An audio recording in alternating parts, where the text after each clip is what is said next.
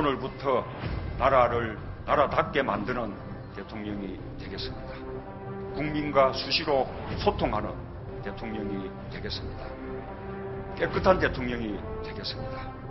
약속을 지키는 솔직한 대통령이 되겠습니다. 국민들의 서러운 눈물을 닦아드리는 대통령이 되겠습니다. 광화문 대통령 시대를 열겠습니다. 저의 신명을 바쳐 일하겠습니다.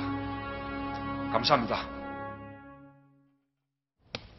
네, 조금 전에 제가 안내해드린 대로 스튜디오에 박용진 더불어민주당 의원이 함께 나와 있습니다. 어서 오십시오. 예, 반갑습니다. 네, 반갑습니다.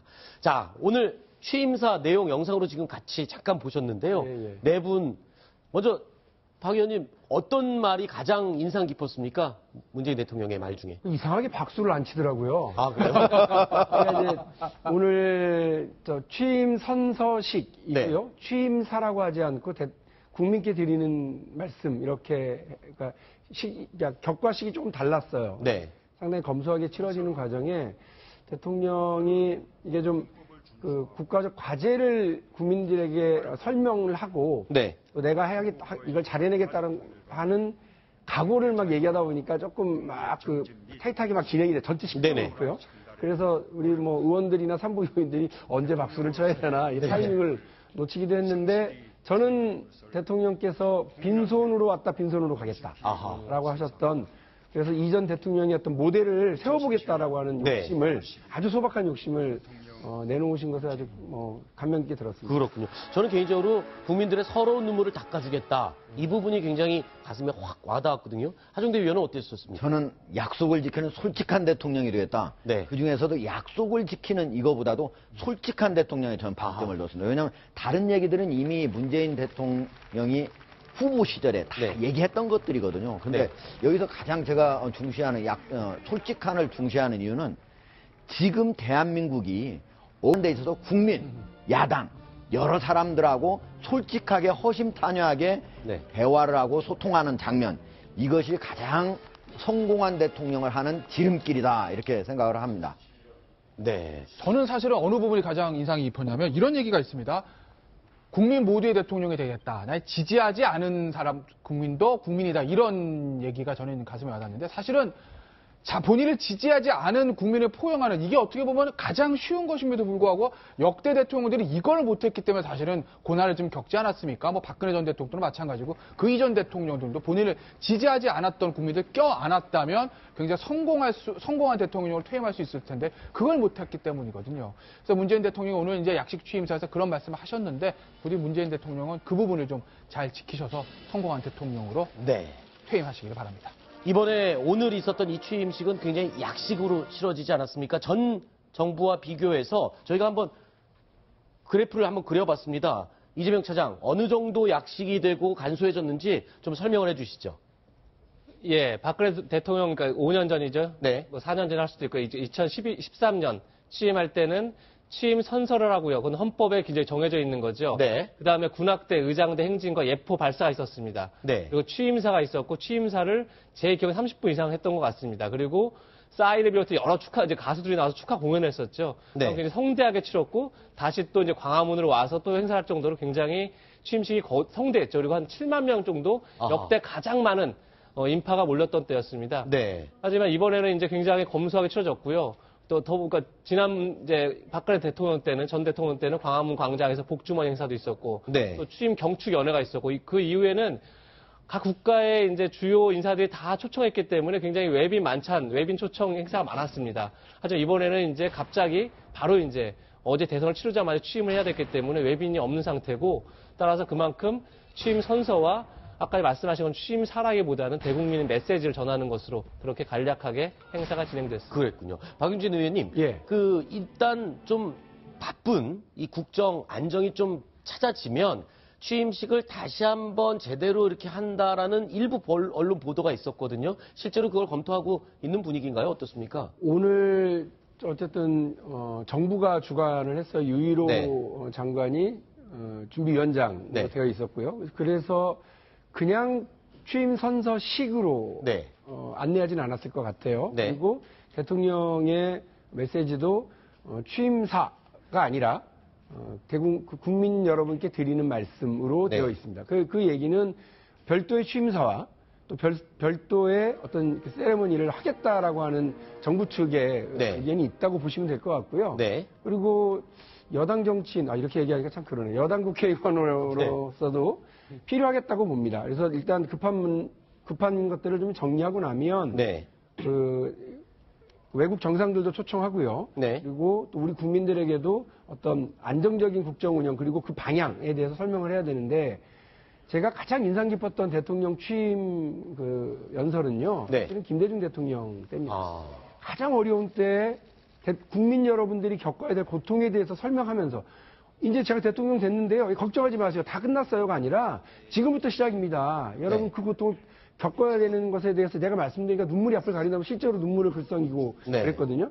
근데 지금 아마 문재인 대통령이 하셔야 될 말씀도 국민 여러분 우리가 다시 고통을 나눠야 될 때입니다. 네. 내가 앞장설 테니까 함께해 주십시오라고 호소하고 설득하는 그 과정이 필요하거든요. 오늘은 박수 한번 받지 못한 정말 급하게 치러지는 행사였다고 한다면 그날은 그 호소를 하고 그 호소에 대한 답으로 국민들에게 박수를 받아서 네. 함께 5년을 끌고 나가고 대한민국의 새로운 미래를 열어나갈 그러는 약속의 장소, 약속의 행사 저는 필요하다고 봅니다. 그렇군요. 자, 오늘 약식으로 치러진 취임식 이 자리에는 뭐 많은 사람들이 모이진 않았습니다만 이 가운데 의미 있는 사람이 모습이 눈에 떴어요. 유승민 전 후보가 참석을 했습니다. 다른 후보들은 안 왔나요? 예, 지금 화면에 보이는 것처럼 유승민 후보만 유일하게 참석을 했습니다. 나머지 그러니까 주요 정당 후보들은 다 참석을 안 했는데요. 네. 오늘 홍준표 후보는 자기 페이스북에 날 찾을 때까지 하여튼 기다리겠다 이런 글을 남기고 사실상 이제 칩거에 들어갔죠 일단. 네. 그리고 안철수 후보도 이제 어쨌든 자기는 미래를 위해서 준비를 하겠다 이렇게 얘기했기 때문에 당분간 좀 휴지기를 가질 것 같고요. 네. 심상정 후보는 안 나오면 약간 의외인데 어쨌든 유승민 후보만 나와서 문재인 대통령의 취임을 축하했었습니다. 네. 자, 오늘 취임사 낭독에서요, 문재인 대통령 이 안보에 관한 이야기 빠뜨리지 않았습니다. 직접 들어보시죠. 필요하면 곧바로 워싱턴으로 날아가겠습니다. 베이징과 도쿄에도 가고 여건이 조성되면 평양에도 가겠습니다. 한반도의 평화 정착을 위해서라면 제가 할 수 있는 모든 일을 다하겠습니다. 한미동맹은 더욱 강화하겠습니다. 한편으로 사드 문제 해결을 위해 미국 및 중국과 진지하게 협상하겠습니다.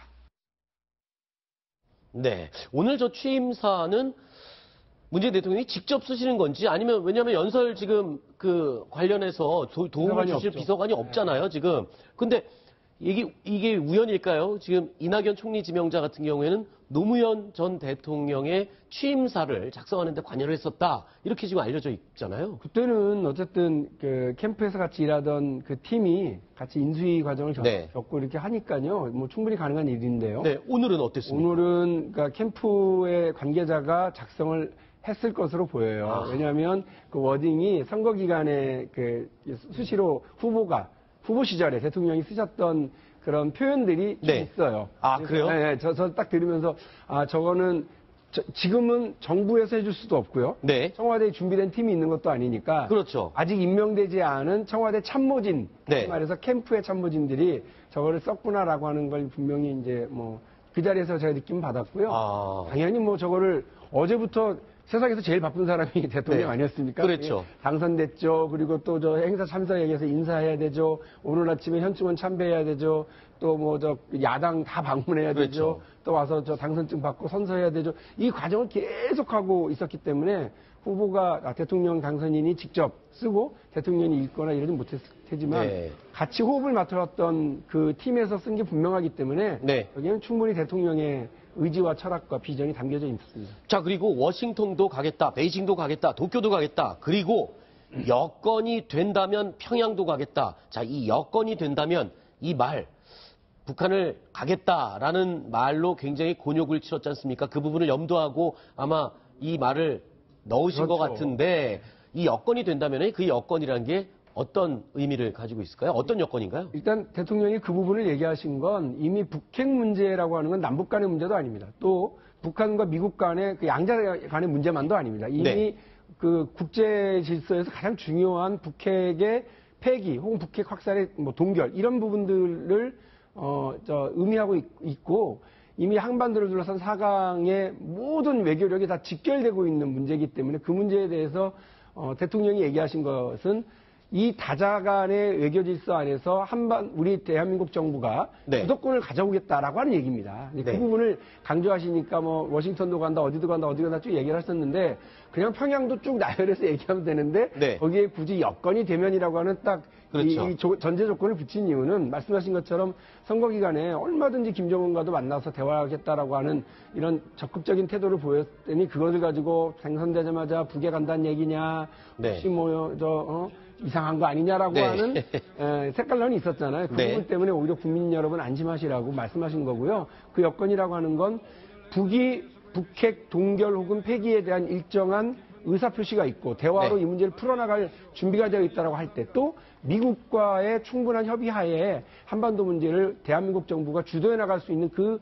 시점과 조건을 얘기하는 거기 때문에 국민 여러분들께서는 지금은 한국 정부가요, 이 한반도 문제를 풀어나가는 데 있어서 구경꾼으로 전락해 있는데, 네. 이제 주도적인 역할을 하는 모습을 기대하시면서 지켜보시면 될 것 같습니다. 그 핵심이 이제 사드 비용 전가 문제라든가 사드 배치 재검토 이런 이슈들을 가지고 코리아 패싱이 아닌 이제 우리가 주도적인 그렇습니다. 그 입장이 될 수 있도록 잘 이끌어 가리라 믿습니다.